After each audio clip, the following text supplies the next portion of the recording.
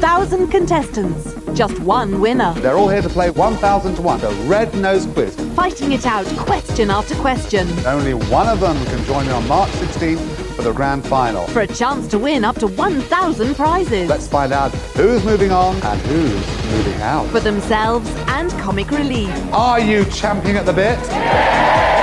It's 1,000 to 1. Starts Wednesday at 8:40 on BBC One. Get ready for Comic Relief. Listen up, folks. Behold, Red Nose Day will soon be upon us. Come forth, you gladiators of the Schnozzle! Ready yourselves for the 16th of March.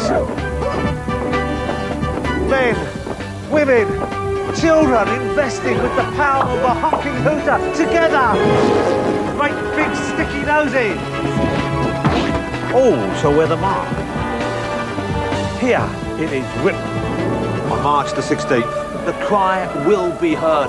Whatever you do something. Feel the power of the nose. Let us all say! Call 090 6820 2001 for your Red Nose fundraising pack. And that's coming up next week on ASU. What? Unbelievable. You know, I was totally deprived at school. Really? I didn't have some special new multimedia study aid guru to guide me through my AS course. In fact, I didn't even have an S in my course. If you're doing AS levels, count yourself lucky. Now you can get a bit of support from AS Guru. Click on bbc.co.uk/AS Guru.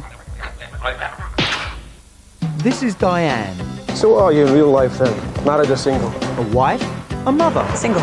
You lying cow. and a stewardess I've got a flight tomorrow. Since when? with a secret double life. How convincing do you think we'd be as man and wife? Alice Evans, You're married already. What's the difference? This is wrong. in a story of a woman Is Mum there? It's Jack.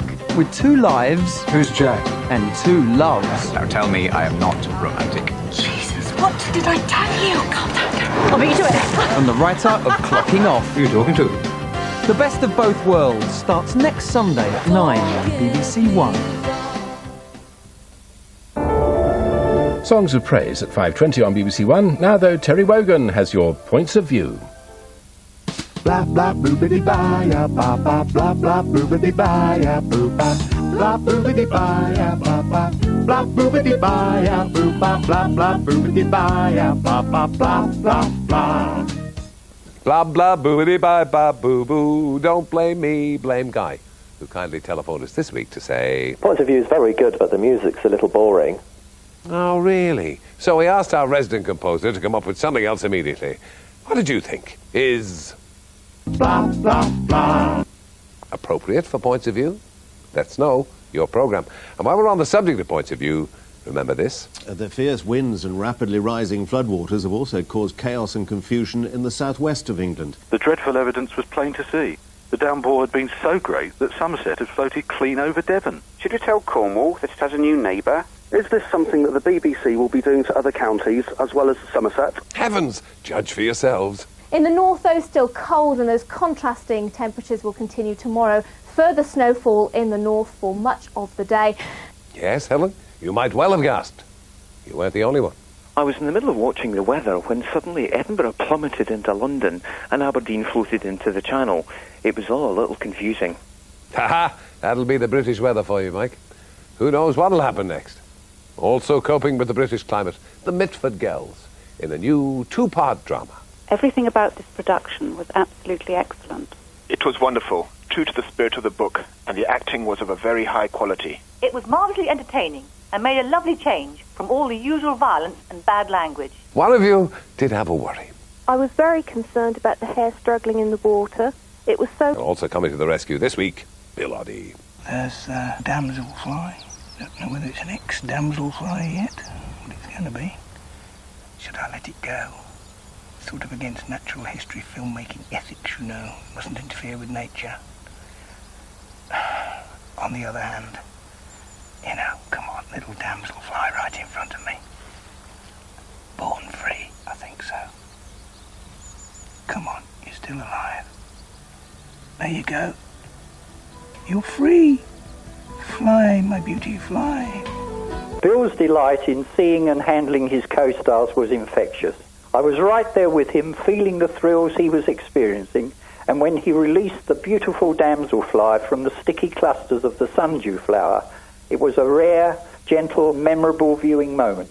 His approach is an example to all presenters and teachers, full of information, realistic identification methods, and fine photography, plus real enthusiasm shining through. A rare breath of fresh air blowing through our sitting rooms. Lovely to see our homegrown wildlife against the vicious sort from other countries that we get dished up with so often. I've even given up Coronation Street to watch him. Ah, the ultimate accolade. Such enthusiasm should be rewarded. Here's a clip just for you, Mrs. Chilton. I wonder how many hundreds of people walk past this every day and don't realise that they have one of the most sought-after little critters just below them.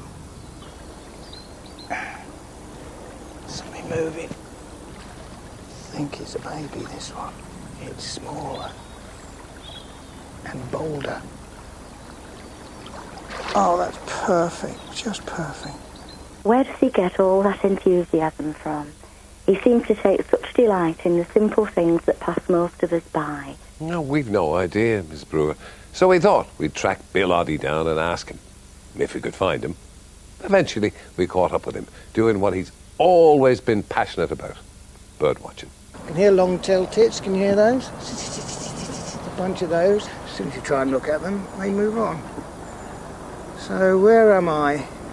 Some wondrous nature reserve now. Well, the tower blocks are a bit of a giveaway, and the rumble of the North Circular is even more so. I'm, I don't know, about 5-10 minutes away from where I live, right in the middle of urban London, which only goes to show you don't have to go out into the wilds to see wildlife. So there, or to see me, as a matter of fact. It was lovely to put myself in the situation of being a beginner, sometimes having an expert guide to show me things, and sometimes finding out things for myself. I'm making mistakes for myself, but I found that really very exciting to see things I'd always wanted to see, you know. And I think technically it's quite important that we try and capture the thing as it happens. We don't really rehearse anything. No, that's Nicholas Zone. Okay, I presume I don't have any script at all. I have no idea what I'm going to say most of the time. I say the most stupid things or something. You should see the offcuts. I often enjoy the 5 minutes before we see the thing, you know. That's the sort of building up the tension. And that's just like doing a drama or something like that. So we're thinking that way, the cameraman, director, myself, all the time are thinking, how is this going to build up? How can we get the atmosphere? Because the atmosphere is very important. Is it often like that? Yes. Thought it might be. Also on location, the team who made the new series on wildlife in the Congo. What did you think of the results? It gave a fascinating insight into a world the majority of the world wouldn't even begin to understand. It was enchanting, informative and magical. I've never seen such a brilliant programme. Fantastic, breathtaking and educational, with great music and narration. My disappointment is that there are only 3 programmes. Well, there were also a couple of extra short programmes devoted to showing a little of what went on behind the scenes, so in case you missed them, here's a taste. The only thing between me and £400 of silverback is a thin sheet of nylon.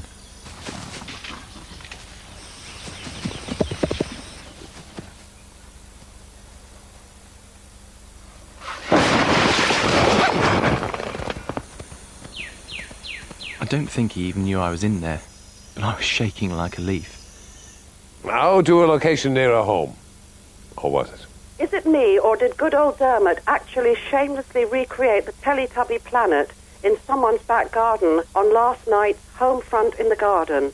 All it needed was a speaker coming up stating it was time for bed and a smiling baby. I checked the schedule, and yes, Teletubbies should have been shown at 10 a.m. and not 8:30 p.m. He must have been on the same drugs as the woman who owned the garden.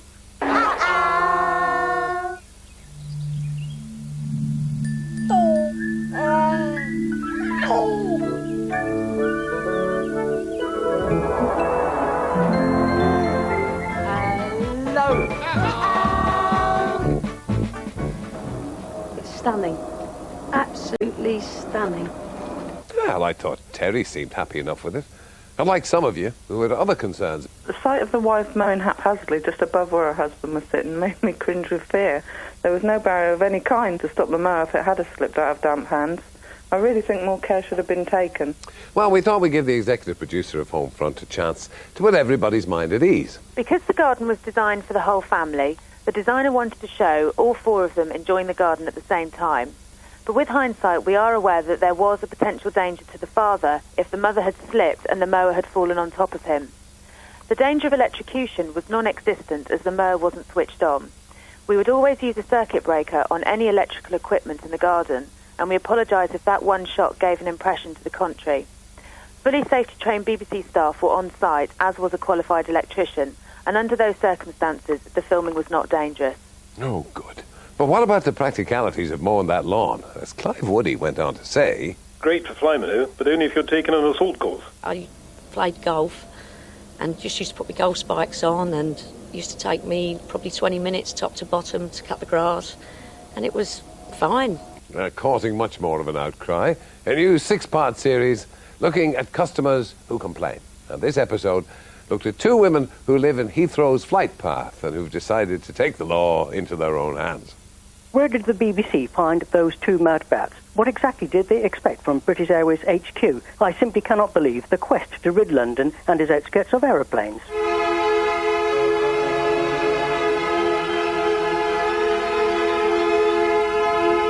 They make a terrific noise. A load of old tosh. Where did you drag up those 2 old nutters from to complain about BA? And why did your reporters encourage them to drive at 5 miles an hour in the Heathrow Tunnel? It's nerve-wracking, I must say, under this tunnel. This road rage are behind me. Pressure in the tunnel is building up, and the car is trying to force its way past Jenny and Julia. You can get through when we get out of the car. Isn't it about time those 2 dotty old ladies, instead of trying to stop the noise at Heathrow Airport, sold up and moved house? Absolutely disgraceful. Absolutely disgraceful. There are people who are coming to get flights. Excuse me, do you mind? I don't mind. Do you mind delaying me? Excuse me, you're breaking my car. Yes, fine. Excuse me. That's a bit unfortunate. Well done. And now to someone who's a little less confrontational than Julia and Jenny. Adrian Mole, the teenage diarist, now 31 and still writing. Dear diary, I am beset with worries. Will Pandora win her seat? Will the Montego get me up the M1? Am I addicted to jelly babies, especially the green ones? Election, which could sweep Labour to victory in a host of Tory strongholds. Pandora. She's fighting a marginal. But by this time tomorrow, she and I could have a new relationship. Me, her constituent. She, my constituency MP. This could easily grow into love and possibly marriage. What happened to Adrian Mole? It used to show the funny side of life. He's changed into a boring, depressed, Pandora-oppressed 30-year-old. Adrian Mole, as an earnest, gauche and endearingly vulnerable teenager, was so believable, but the character didn't translate to a thicko in his 30s. Very disappointing. Shame. Here's something which went down rather better, the last in a series of thrillers featuring a detective with defective vision. Now, much appreciation not only for the series, but also for the way Clive Owen portrayed the difficulties for those with failing eyesight. Sometimes it's hard to watch this series. It cuts very close to the bone, but I share so much with the central character. And Clive Owen is pleasing sight for sore and fuzzy eyes. He's also a darn good actor, as is the whole team. Just slowing down. They're pulling up. We've stopped at Marilyn's house, Gov. What do you want me to do? Tell me what to do.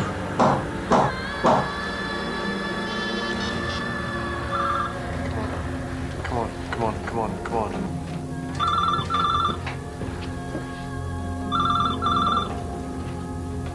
Hold on, can you? Marilyn. Just passing. Notice you've got a loose slate on your roof. Wait a sec, can you? Hello, yes? Yeah, it's me. The 2 men who rang the doorbell, where are they? They're out front. Okay. Go out there, make some excuse and get rid of them. I know I can't let them in. Polite but firm, okay, but get shot of them. Cool. So just so you don't have nightmares, I leave you with a little light relief, well, comic relief actually, and a taste of the first of 5 programmes featuring recipes. I'll leave Dawn here for safety. Okay, all right. Go. Okay then. 5, 4, 3, 2, 1, go. Well, I've got the handsome, gorgeous Mr. Michael Greco, who's going to be my assistant and help me make the chocolates. Now, what do you do first of all? Also, I'm helping. Right, okay. We've got 3 sorts of chocolate. We've got 75 grams of dark chocolate. Oh, right. And then 60. we've got 75 grams of white chocolate. No. But in fact, 60. we've just got 50 grams of milk chocolate. What happens then is David... Just a moment, dear. Okay. Wait, thanks. Michael. Oh! The chocolate is my department, all right? We've all had a nice drink, now leave it! I'll leave you with the address to write to, with your comments, points of view, BBC Television, London W127TS, phone or fax 020 8811 1050, email pov@bbc.co.uk. Please leave your daytime and evening telephone numbers. I thank y'all. Cut that. Spit. I'm sorry, I know her very well. Spit it all out. Disgusting behaviour. And comments about BBC radio programmes will be aired by Roger Bolton on Feedback tonight at 8 o'clock on BBC Radio 4. This Sunday on BBC One. Hello, Mum. A blast from the past. Surprise. In Monarch of the Glen at 7:10. What is going on between you? Have you got a week? At 8, is there such a thing as love in a cold climate? I, Harvey, take thee, Leopoldina. And at 9:20, Jeremy Clarkson looks at films that told us you don't want to do that. Blink. Then, join us for the BBC 10 o'clock news. Tonight on BBC One. The news now on BBC One with Matthew Amrali-Waller. Scientists take another giant leap in understanding how humans work. It's another step in the search for new treatments for dozens of diseases. Students who train to be teachers could get their loans paid off by the government. And heading for the finish line, Ellen MacArthur is set to sail into the record books.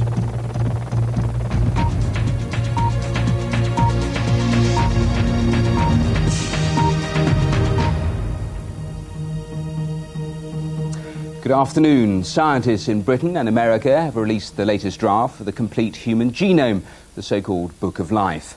One of the major surprises is that we each have between 30 and 40,000 genes, far fewer than previously thought.